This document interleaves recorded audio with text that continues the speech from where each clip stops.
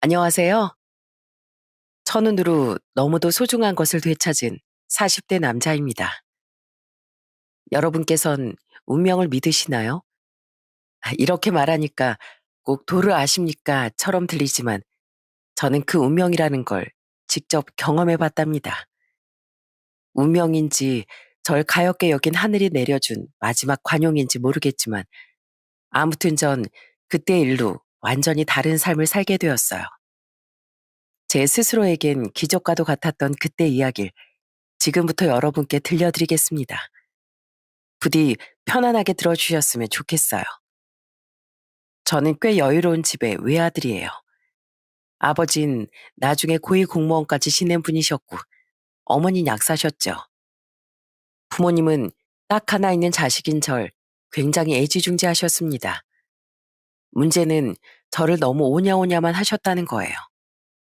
그런 부모님 아래서 저는 이기적이고 사회성이 없는 아이로 자랐어요. 친구들을 무시하고 이기적으로 굴며 천상천하 유아독존이다 보니 자연스레 제 주위엔 친구도 없어지더라고요. 제가 생각해도 당시 어린 시절 전 공부만 잘했지 정말 싹수가 없는 애였던 것 같아요. 그런 제게 유일하게 먼저 잘해주고 다가와줬던 친구가 있었는데요. 그 친구는 바로 국민학교 4학년 시절 처음 같은 반이 됐던 강숙란이라는 친구였어요.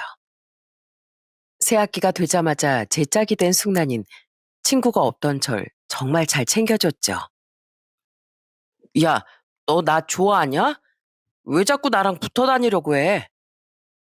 숙란인 아무도 저와 짝을 하지 않으려는 체육 시간에 제게 먼저 짝을 하자며 손을 내밀어 주었고 늘 혼자 점심시간에 도시락을 먹던 제 옆에 남아 함께 도시락을 먹어주었어요. 솔직히 전 자존심 때문에 친구가 필요 없는 척했지만 사실은 외로웠습니다. 그래서 제 옆에 있어주는 숙란이가 좋았지만 말은 굉장히 삐뚤어지게 나왔던 것 같아요. 저런 제 말에 숙란이 픽 웃으며 이렇게 말했죠. 너 친구 없잖아. 그래서 내가 친구해주는 건데? 왜? 나 갈까? 너 나랑 놀기 싫어? 누가 가래? 그냥 물어본 거지. 숙란인 워낙 남녀노소 모두에게 인기가 많아 늘 주위에 친구들이 몰렸는데 항상 숙란이 옆에 있게 되다 보니 자연스레 저도 다른 애들이랑 조금씩 어울리게 됐습니다. 제가 평소처럼 친구들에게 못된 말이라도 하려고 하면 숙란인 제 등을 퍽퍽 치며 큰 소리로 야단을 치기도 했어요.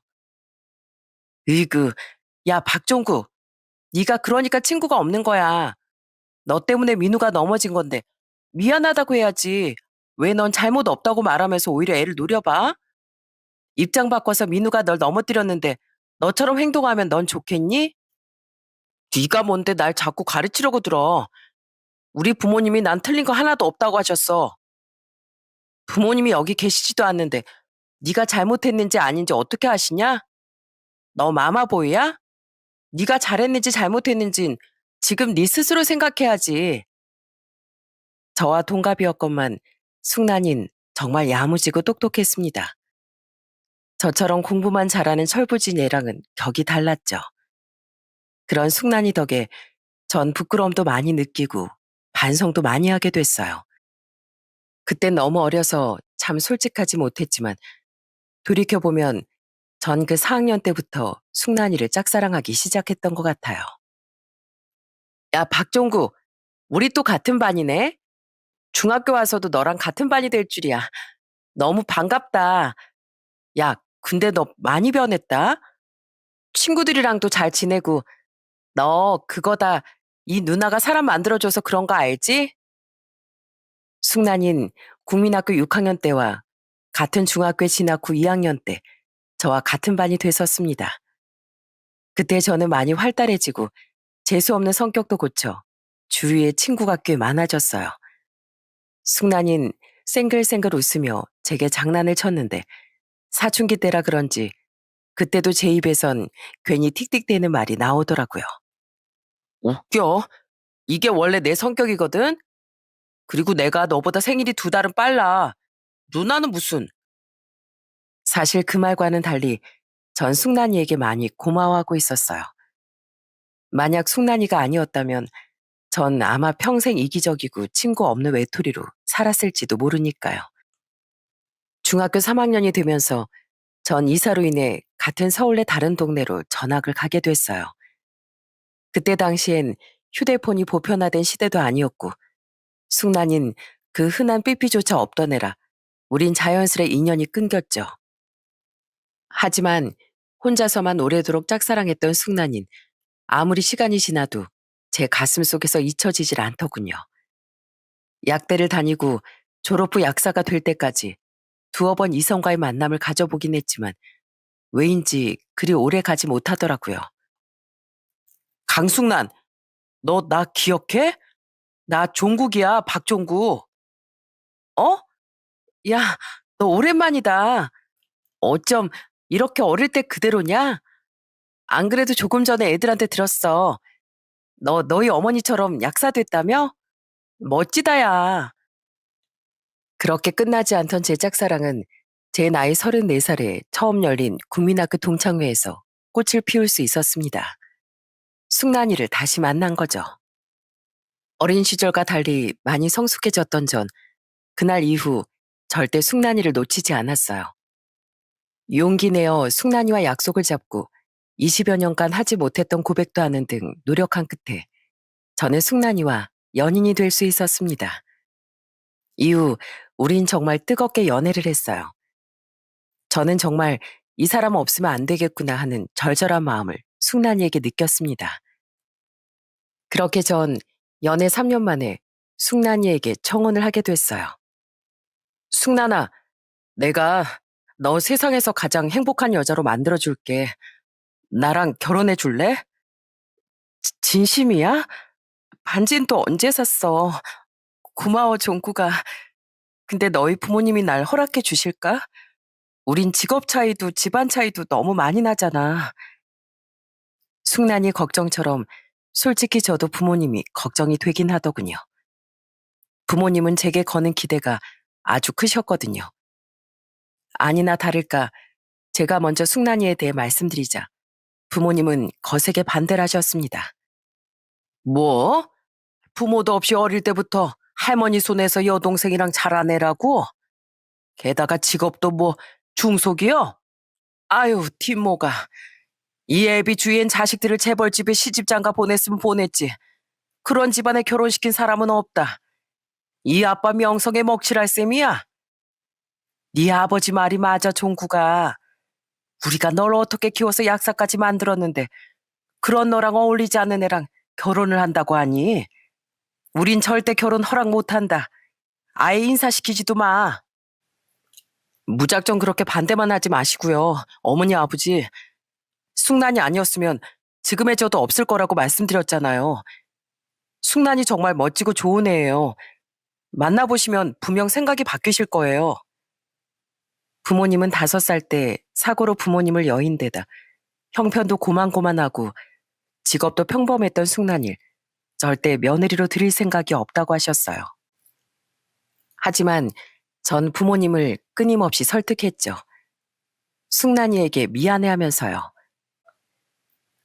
내가 직접 찾아가서 인사드려 볼게. 나도 종국이 너랑 꼭 결혼하고 싶으니까 너희 부모님께 잘 보이기 위해 최선을 다할 거야. 숙란이가 상처받을까봐 전 부모님의 허락을 얻어낸 뒤에 숙란이를 인사시키려고 했습니다.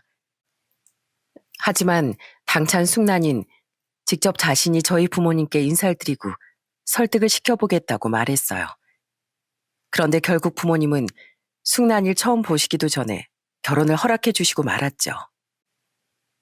에휴, 뱃속에 우리 집안 핏줄이 생겼다니 어쩌겠니. 솔직히 우린 지금도 네가 마음에 안 든다. 근데 우리 종국이가 너 아니면 절대 안 된다고 하는 데다 아이까지 생겼다고 하니 이 결혼 허락하는 거야. 감사합니다. 저 두 분께 정말 잘하는 며느리가 될게요.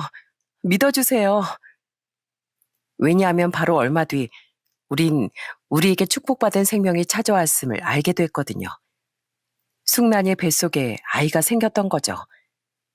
절대 아이를 잃을 수는 없다고 못 박은 제 말에 부모님은 결국 결혼을 허락하고 숙난이의 인사도 받아주신 거예요. 그렇게 우린 드디어 결혼을 했습니다. 그리고 아내는 저희 집에 잘하려고 정말 많은 노력을 했어요. 안부 전화도 자주 드리고 저와 함께 자주 찾아가기도 하면서요. 하지만 부모님의 태도는 썩 따뜻하지 않으셨죠. 어머님, 아버님, 제가 집에서 갈비찜 좀 해왔는데요. 솜씨는 부족해도 열심히 만들었으니까 맛있게 드셔주세요. 재료는 좋은 거 샀니? 우린 비싸고 신선한 고기 아니면 안 먹는데. 아무튼 잘 먹으마. 맛이 없어도 잘 먹어보려고 노력은 하겠다는 소리야. 어머니, 애써 음식 만들어 온 사람한테 왜 말을 그렇게 하세요? 저는 아내를 대하는 부모님의 태도가 불편했지만 아낸 괜찮다며 제게 웃어 보이곤 했습니다. 부모님도 시간이 필요하실 거라면서요.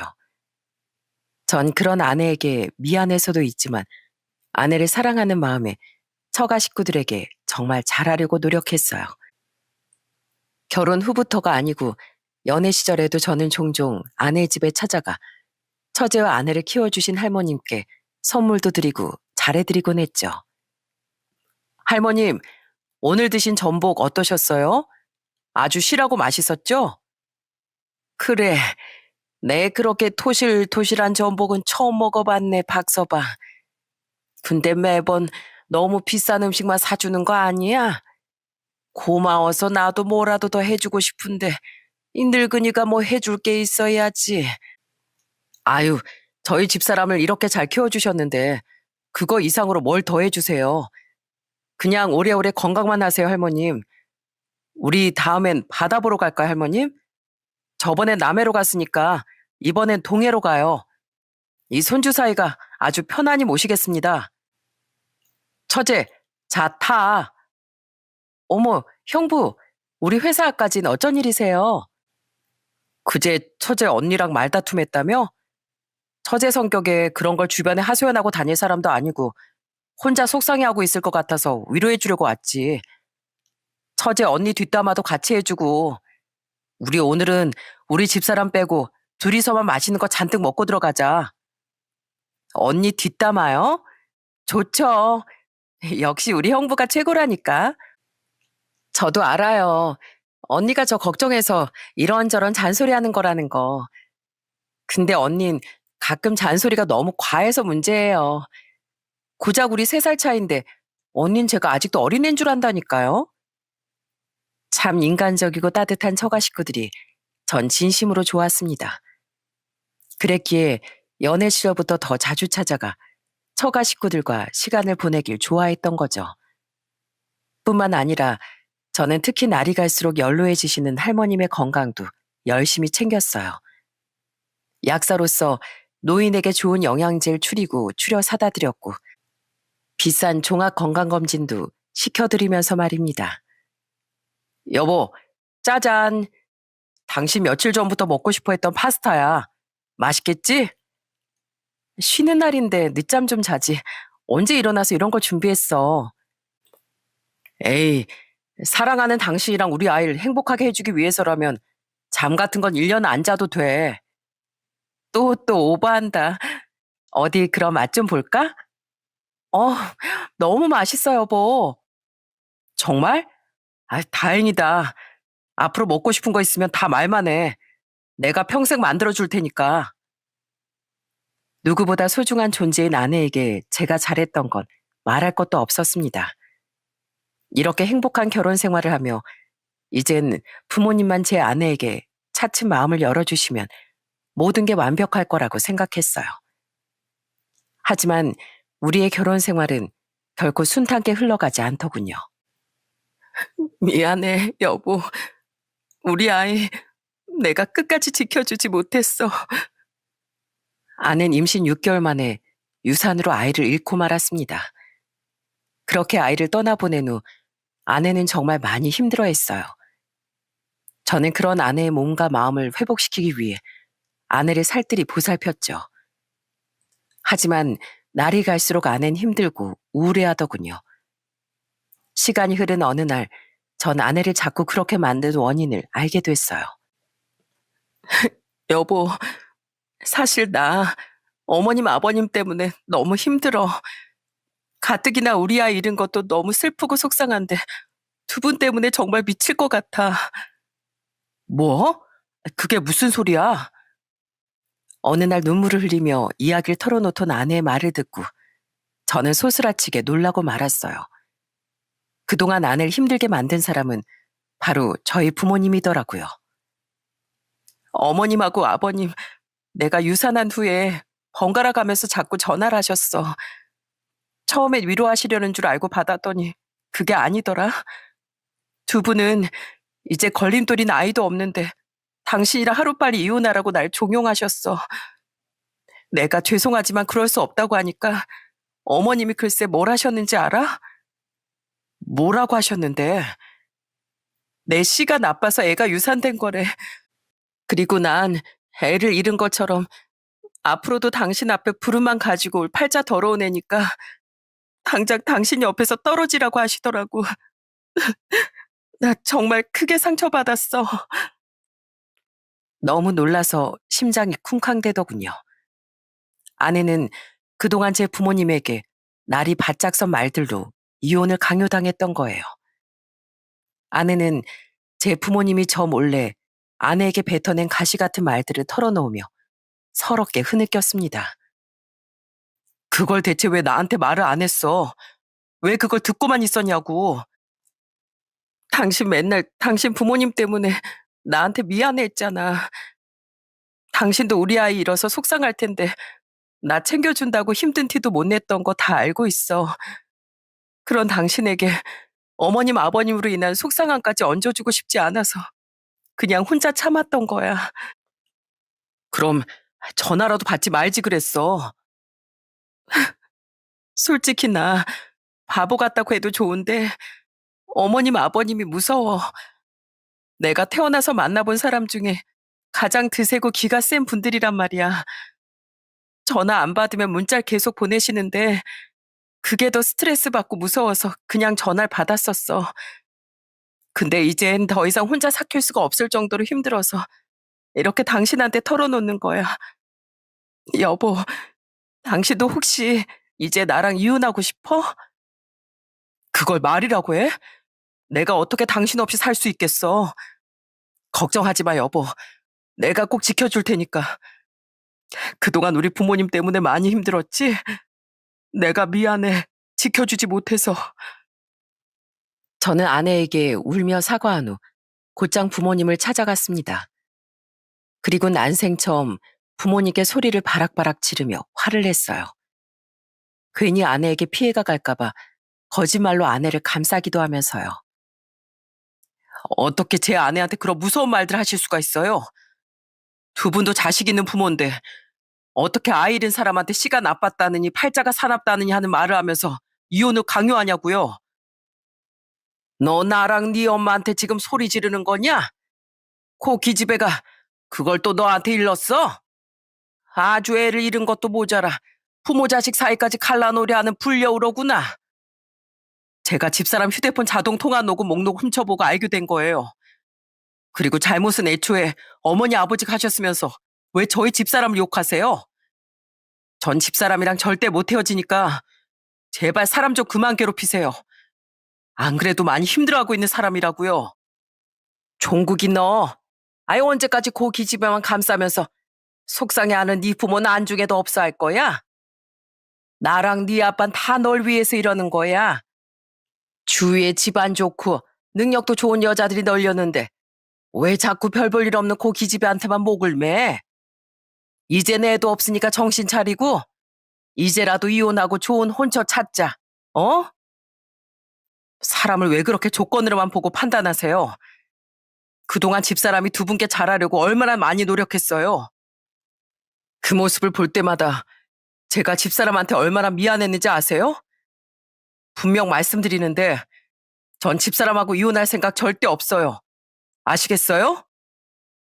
저는 원망스러운 마음을 담아 있는 힘껏 소리친 후 집으로 돌아왔습니다.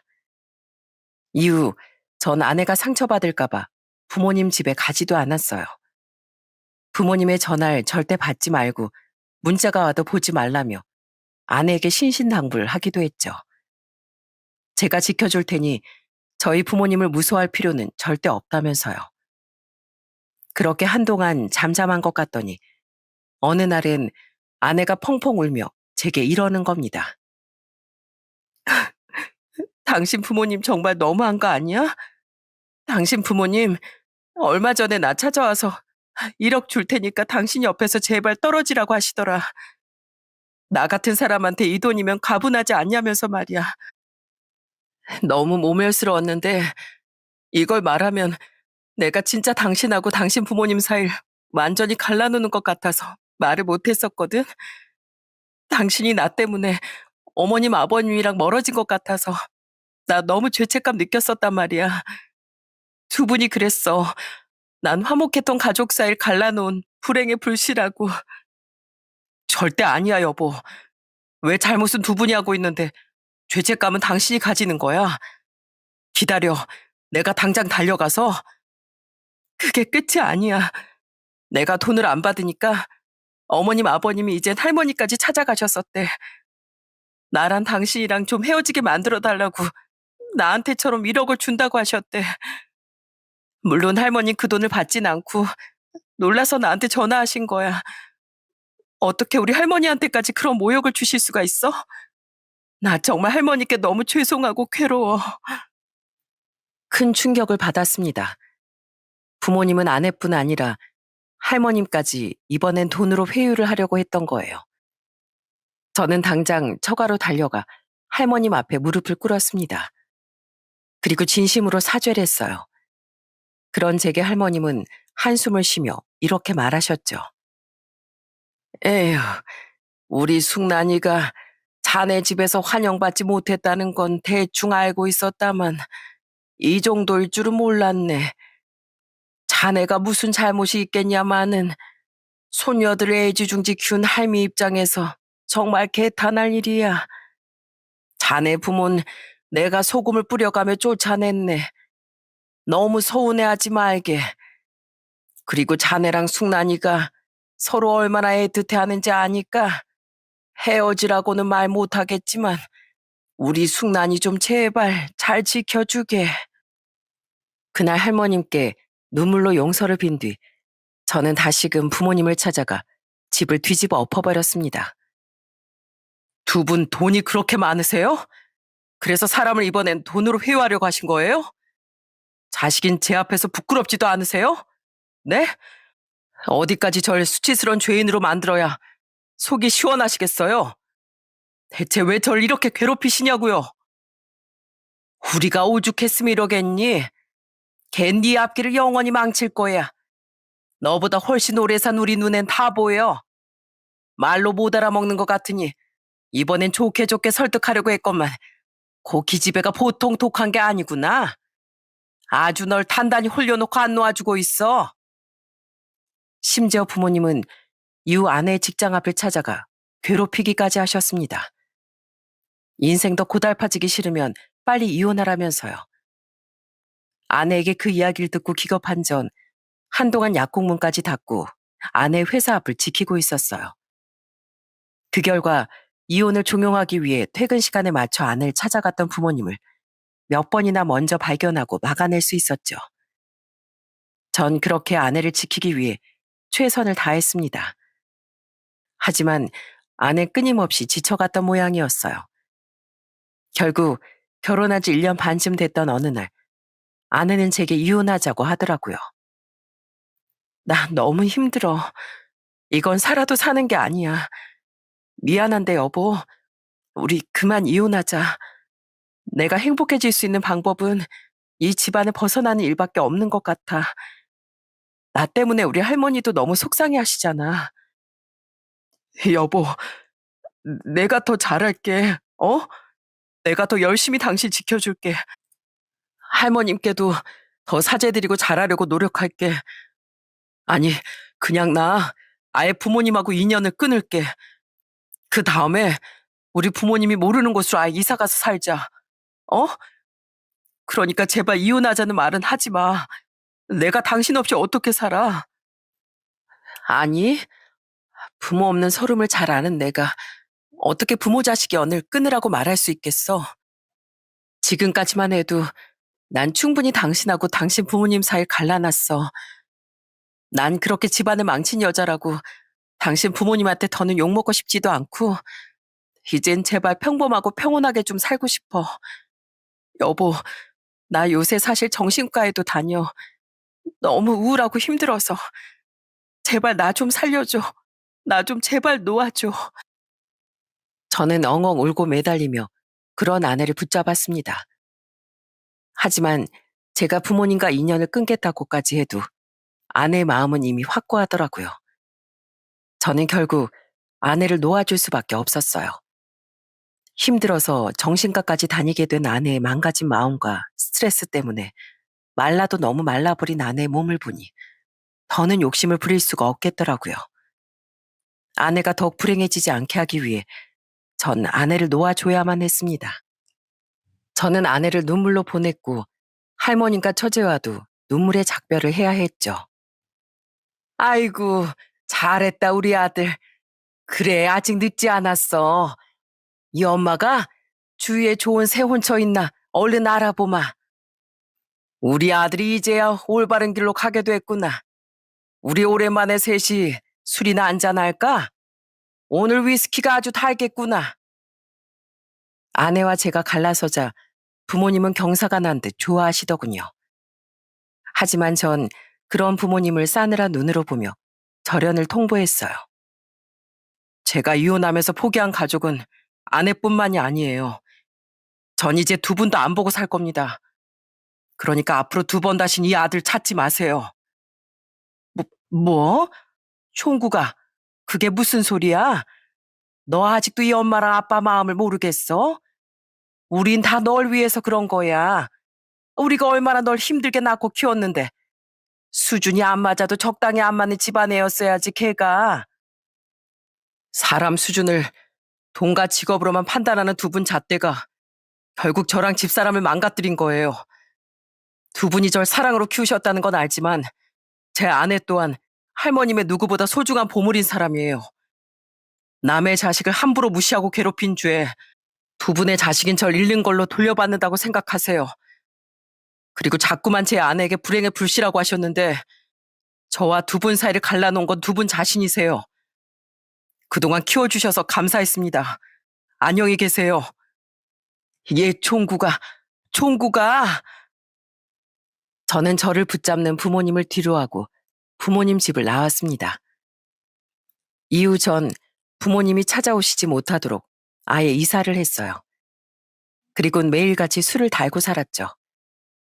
퇴근하면 약국 주변의 술집을 찾아가 새벽까지 술을 퍼먹거나 아니면 집에서 술을 마시며 아내와의 사진을 들여다보다 울다 지쳐 잠들곤 했어요.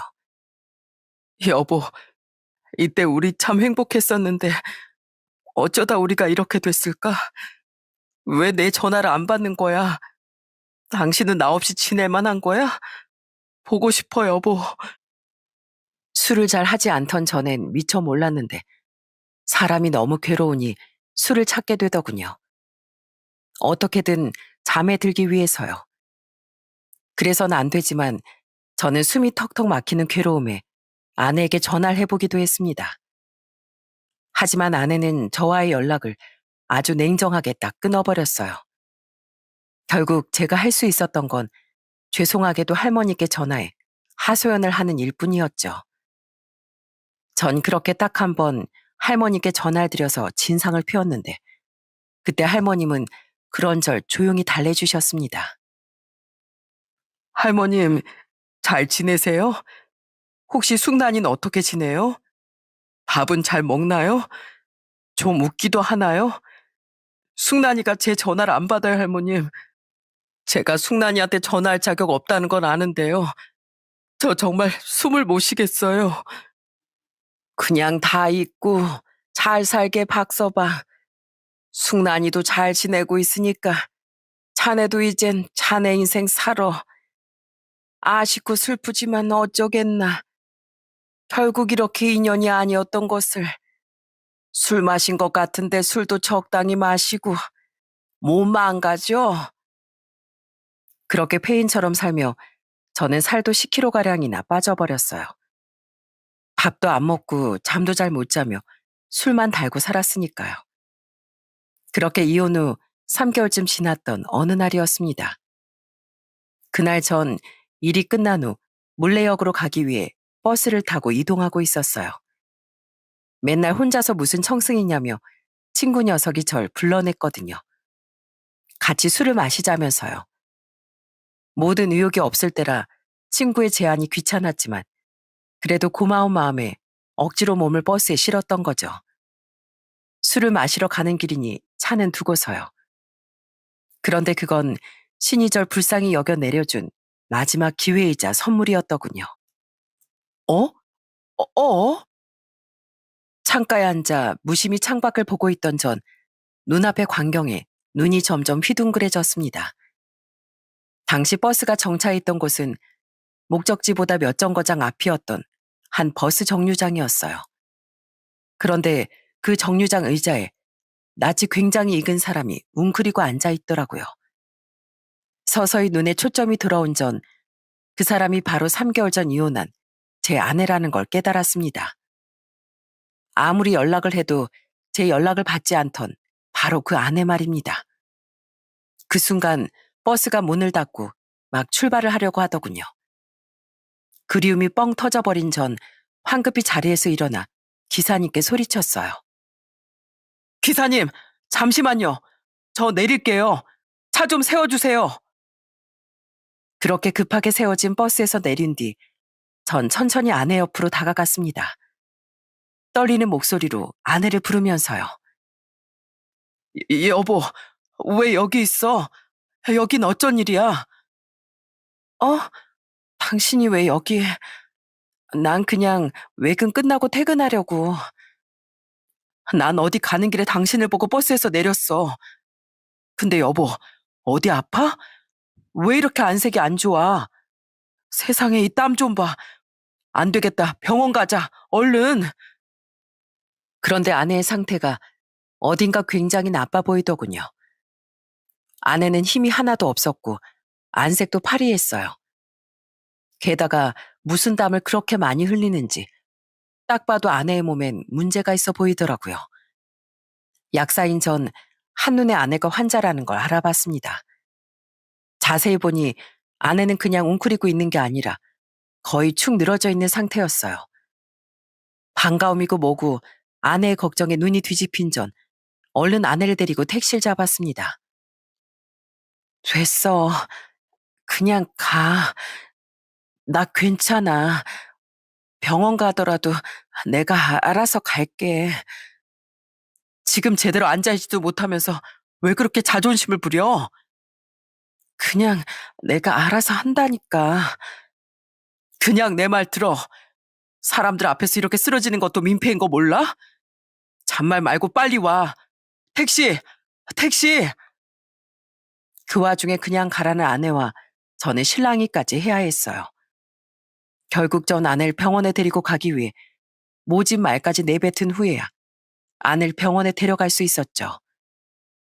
아내는 몸도 잘 가누지 못해 전 아내를 거의 들쳐업다시피 부축해서 택시에 태우기까지 해야 했어요. 아내는 병원에 도착하자마자 의식을 잃진 않았지만 거의 축 늘어져 버렸습니다. 아내가 검사를 받는 동안 저는 아주 초조하게 기다렸어요. 그리고 잠시 뒤 의사가 저를 따로 조용히 부르지 않겠어요? 보호자분, 잠깐 와보셔야겠는데요. 그때 절 부른 의사의 말은 충격적이기 그지없었습니다. 의사는 제게 심각한 표정으로 말했어요. 강숙남 환자분, 지금 임신 중인 거 알고 계셨나요? 네? 임신이요? 모르셨어요? 5개월쯤 되신 것 같던데. 하긴 워낙 마르셨고 배도 작은데다 옷도 펑퍼짐한 걸 입으셨으니 모르셨을 수도 있겠네요. 지금 환자분은 임신으로 인한 저혈압이 온 데다 몸이 많이 약해진 상태예요. 임산부 치고 너무 마르셨으니 평소에 신경 좀 써주셔야 할 것 같아요. 그리고 더 큰 문제는 이건데, 더 큰 문제가 있다고요? 저와 이혼한 지 3개월밖에 안 된 아내가 임신 5개월이라니 이게 무슨 일인가 싶어 머리가 하얘지더군요. 하지만 더욱 저를 경악해 했던 건 이어진 의사의 충격적인 통보였어요. 갑상선 암이요? 네, 다행히 상태가 심각한 건 아니라 자세한 건 다시 검사하고 진료를 해봐야겠지만 아마 출산을 한 후에 수술을 받으셔도 될 겁니다. 임신한 분들에게 이런 갑상선 암이 꽤 발견되는데 비슷한 경우에 많이들 그렇게 하시거든요. 예후도 굉장히 좋고 진행 속도도 빠르지 않은 암이어서요. 아내 임신과 암이라는 충격적인 소식을 들은 전 힘없이 누워있던 아내의 침대로 다가갔습니다. 조금 기운을 차린 아내는 상체를 일으켜 앉아있더군요. 저는 그런 아내의 손을 잡고 눈물을 흘리며 말했어요. 여보, 당신 임신했었어? 대체 언제 알게 된 거야? 어? 그래서 자꾸 나한테 가라고 한 거구나. 내가 알게 될까봐. 그리고 당신 갑상선 암이래. 이것도 알고 있었어? 아, 암? 임신 사실 숨긴 건 미안해. 근데 내가 암이라니. 난 그냥 요새 몸이 좀 피곤하고 안 좋은 줄만 알았는데 내가 암이라고? 그래, 이 미련한 여자야. 임신한 사람이 몸은 왜 이렇게 말랐어? 이렇게 잘 안 챙겨 먹고 다니니까 그런 무서운 병이 걸리는 거잖아. 저는 눈물을 쏟아내며 의사에게 들은 병에 대한 설명을 아내에게 해주었습니다. 다행히 아이를 충분히 지킬 수 있다는 말에 그제 아내는 안심하는 것 같더라고요. 저는 그런 아내에게 눈물을 여전히 펑펑 쏟으며 물었어요. 대체 왜 나한테 임신했다고 말을 안 했어? 언제 알았어? 설마 나랑 이혼하기 전부터 알았던 거야? 맞아. 그래서 나 당신한테 이혼하자고 말한 거야. 뭐? 그게 무슨 소리야? 나 아이를 지키려면 그 집에서 나와야 한다고 생각했어. 알지? 당신 부모님이 날 얼마나 싫어하고 괴롭혔는지. 그런 사람들이 내가 다시 임신했다고 한들 절대 날 곱게 봐줄 것 같지가 않았어. 가뜩이나 나 때문에 당신하고 멀어졌다고 원망하던 분들이었으니까 내가 처음 임신했을 때보다 훨씬 날 못마땅해 했을 게 당연하잖아. 난 이번엔 정말 우리 아이를 지키고 싶었어. 그래서 미안하지만 당신에게서까지 도망쳤던 거야. 당신하고 연락이 닿으면 분명 당신 부모님도 우리 아이의 존재를 알게 될 테니까. 난 당신 연락도 전부 안 받았던 거야. 혹시 당신 부모님이 나랑 당신을 갈라놓으려고 우리 애한테까지 무슨 해코지라도 할까봐. 난 당신 부모님이 정말 너무 무서웠어. 아는 거의 절규를 하며 제 손을 잡고 엉엉 울었습니다. 그러니까 아내는 아이를 지키기 위해 이혼을 선택했던 거예요. 그 와중에 그 착한 아내는 제게 임신 사실을 숨겨서 미안하다고 사과까지 하더라고요. 저는 제 아이까지 다시 가진 아내를 무조건 제가 지켜줘야겠다고 생각했습니다. 저는 아내의 손을 꼭 붙잡고 애원하기 시작했어요. 여보, 나 당신하고 이혼하자마자 우리 부모님하고 인연 끊었어. 그리고 나 부모님이 모르는 곳으로 이사도 했어. 물론 약국에 옮기지 못했지만 한두 번 찾아오신 걸 냉정하게 외면했으니까 더 이상 거기로 찾아오시진 않더라. 그러니까 여보, 제발 나랑 다시 같이 살자. 이번엔 내가 진짜로 당신하고 우리 아이 지켜줄게. 이젠 당신을 괴롭힐 부모님도 어디에도 없어. 제발 여보, 나 당신 없이 사는 3개월 동안 정말 숨만 붙어있는 채로 살았어. 내 얼굴 좀 봐. 이게 사람 몰골이야? 제발 한 번만 내게 기회를 줘. 제 애원에 아내도 눈물을 멈추지 못하더군요. 결국 아내는 앙상해진 제 얼굴을 매만지며 절 받아주었죠. 얼굴이 이게 뭐야. 나 같은 건 다 잊고 살지 그랬어. 여보, 사실 나도 너무 힘들었어. 애를 생각해서라도 잘 먹으려고 애를 썼는데 당신이 너무 보고 싶어서 밥도 잘 넘어가질 않더라. 그래서 이렇게 마르고 저혈압에 암이라는 무서운 병까지 찾아왔나 봐. 나도 당신이 너무 그립고 힘들었어. 정말이지? 당신도 내가 보고 싶었던 거지? 여보, 이젠 우리 이 두 손 다시 놓지 말자. 당신도 우리 아이도 내가 반드시 지켜낼 거야. 내가 당신 병도 다 낫게 할 거고 우리 아이도 지켜낼 거라고. 드디어 제게 마음을 열어준 아내에게 저는 연신 고맙다고 말하며 오열했습니다. 아내가 절 받아줬다는 기쁨도 컸지만 그만큼 너무 미안했거든요. 저희 부모님 때문에 혼자 많이 힘들어하다 그런 병까지 걸린 아내에게요. 그리고 잠시 뒤 소식을 듣고 할머님과 처제가 병원으로 달려왔더군요. 그때 아내는 입원을 위해 병실로 옮겨진 상태였죠. 저는 할머님과 처제 앞에 무릎을 꿇고 말했어요. 임신한 숙난일 지금껏 혼자 둔 데다 암까지 걸리게 한 제가 너무 큰 죄인이라는 거 압니다. 할머님, 숙난이 몸이 이렇게 약해지게 된 건 모두 다 제 탓이에요. 하지만 저 절대 같은 실수 반복하지 않을게요. 이런 못난 절 다시 받아준 숙난일 저 목숨 걸고 지켜주면서 살 겁니다. 그러니까 저 다시 한 번만 사위로 받아주시면 안 될까요? 처제, 날 다시 한 번만 형부로 받아주면 안 될까? 에휴, 젊은이들 수뇌보가 하늘을 울렸나 보네 그래.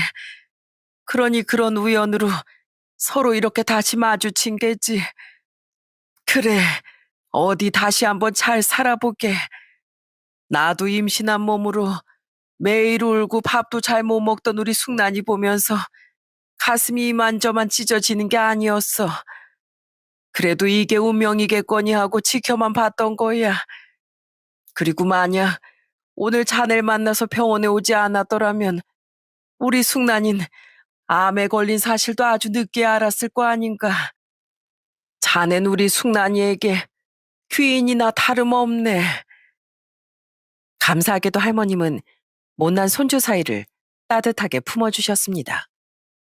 그 옆에서 아내가 암이라는 사실을 알고 펑펑 울던 처제 또한 이번엔 부디 잘 살라는 고마운 말을 제게 해주더군요.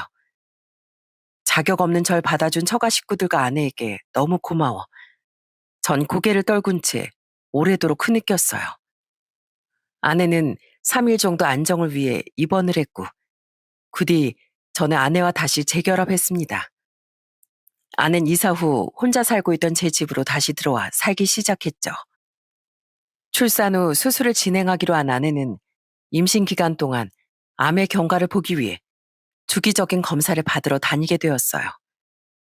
저는 그런 아내를 데리고 꾸준히 병원을 다녔고 임산부와 저혈압 그리고 암에 좋은 영양제와 몸에 좋다는 건 다 챙겨주며 아내를 보살폈습니다.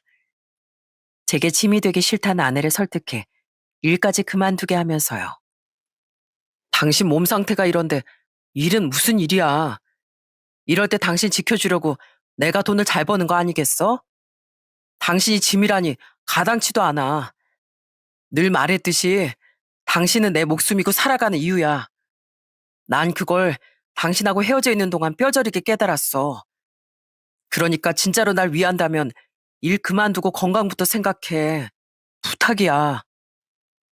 그런 제 진심에 아내도 더는 고집을 부리지 않았습니다. 한편 전 아내와 재결합을 하자마자 오랜만에 부모님을 찾아갔어요. 그리곤 마음을 굳게 먹고 이렇게 말씀드렸죠. 저 두 분 보고 싶어서 찾아온 거 아닙니다. 저 집사람이랑 재결합했고 집사람은 이미 임신도 한 상태예요. 그 사실을 혹시 나중에라도 알고 두 분이 또 집사람을 괴롭힐까봐 저 이렇게 찾아와서 먼저 말씀드리는 거예요. 분명히 말씀드리는데 저희 집사람 또다시 괴롭히지 마세요. 만약 또 연락하고 찾아가서 제 아내나 할머님을 괴롭히면 그땐 저 부모님이고 뭐고 바로 고소할 겁니다. 아버지, 그래도 전직 고위 공무원이셨는데 자식에게 고소당하는 불명예는 얻으시면 안 되겠죠? 어머니도 그럼 분명 주위에 망신 크게 당하실 거고요. 전 분명히 말씀드렸습니다. 부모님은 저더러 배은망덕한 놈이라며 소리를 지르고 눈물을 흘리시더군요. 물론 자식으로서 굉장한 불효였지만 이미 가정을 꾸린 제게 가장 중요한 건 아내와 아이를 지키는 일이라고 생각했기에 저는 마음을 독하게 먹고 그 집을 나왔죠. 그 뒤 부모님은 포기 않고 제 약국으로 찾아와 종구가 너 지금 속고 있는 거 아니야? 걔 혹시 바람 피워서 다른 놈 씨를 품고 있는 거 아니냐? 너 분명 속고 있는 거야. 하는 망언을 하기도 하시더군요. 제발 그만 좀 하세요. 대체 멀쩡한 사람을 어디까지 그렇게 몰아가시려는 거예요? 말도 안 되는 말인 거 두 분도 아시잖아요. 이놈아, 너도 부모가 돼보면 알 거다. 자식 앞길을 위해서 부모가 못할 짓이 뭐가 있니? 이건 절 위한 길이 아니라 두 분의 만족을 위해서 제 인생을 조종하시려는 거 아닌가요?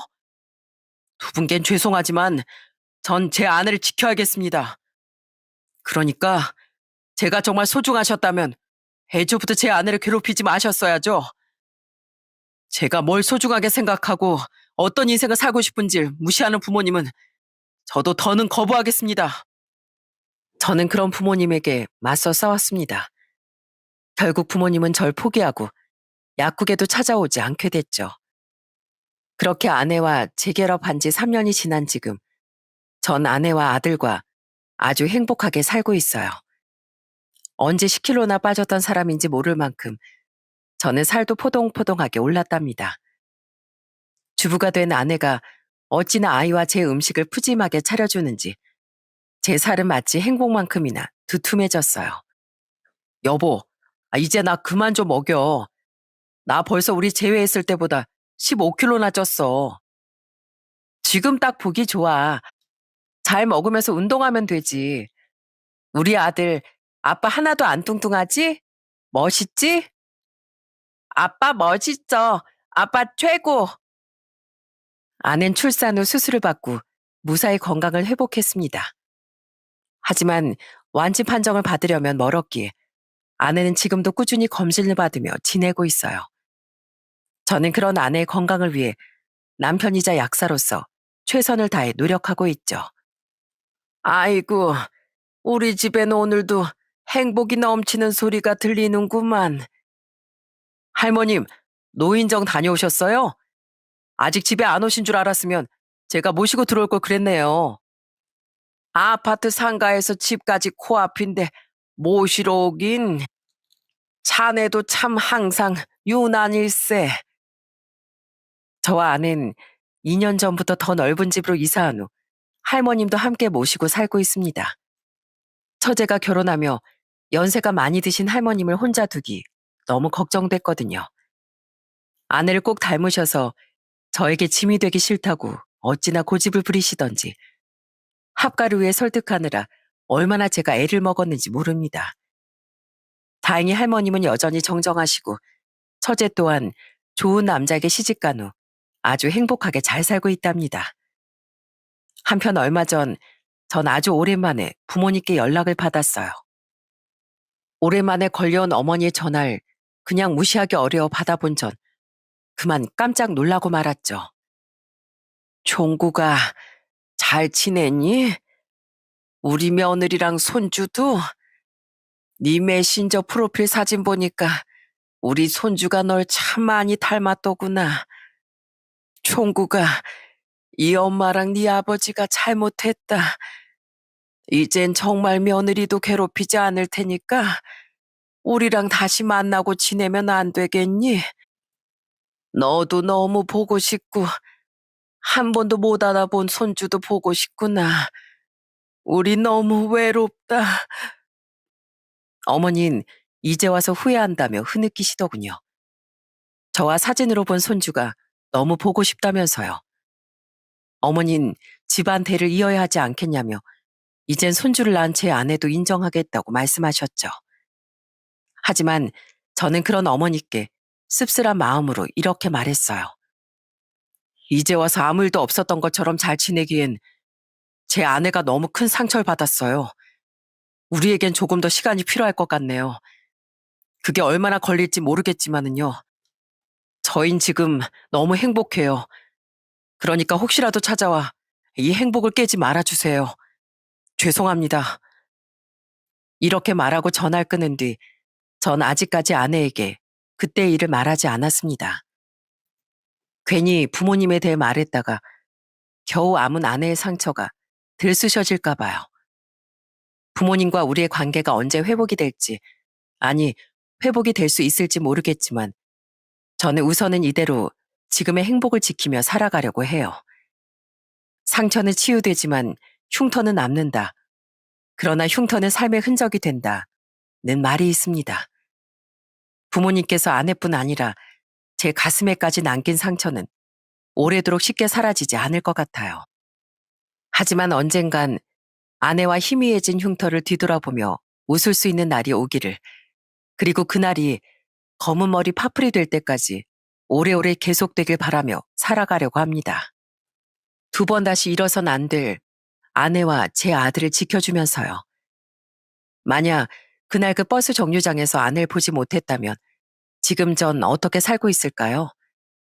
제 아내와 아이는요?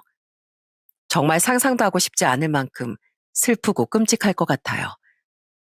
저는 다행히 하늘의 관용으로 인해 아내와 아이를 되찾을 수 있었지만 여러분께선 저처럼 바보같이 사랑하는 사람을 한 번이라도 놓치지 말고 꼭 붙잡고 지키며 살아가셨으면 좋겠습니다. 너무 각박하고 믿을 사람 하나 없는 요즘, 내가 사랑을 줄 수 있는 사람은 그만큼 가치 있고 소중한 존재일 테니까요. 제 이야기는 여기까지입니다. 모두 다가오는 연말 잘 마무리하시고 올해의 마지막 날까지 행복하시길 바랍니다. 사랑하는 사람과 가족들 곁에서요. 제 이야기 끝까지 들어주셔서 정말 감사드립니다.